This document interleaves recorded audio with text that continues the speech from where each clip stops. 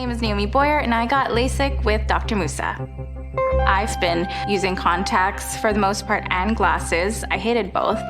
It takes up a lot of time in your process of getting ready, especially as a woman. I had been thinking about LASIK for a really long time. I just never really pulled the plug until with Dr. Musa.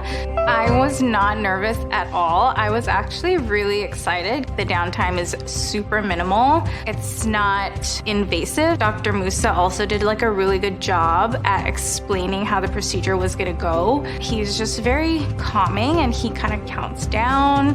Then he did his thing. It was a total, I think, of 10 minutes. And then that was it. We were done. It hit me that I can see. I'm just really in awe. I just can't believe that I could see without anything. I'm looking at my contacts on my dresser and I'm like, I can put that away now. We're excited to see you come visit us at our office at Excel Laser Vision Institute. We have locations in Los Angeles and Orange County. One of the great experiences you can have is our free comprehensive eye exam that's of no cost to you, but a consultation for LASIK that will establish your candidacy. We look forward to seeing you in the near future.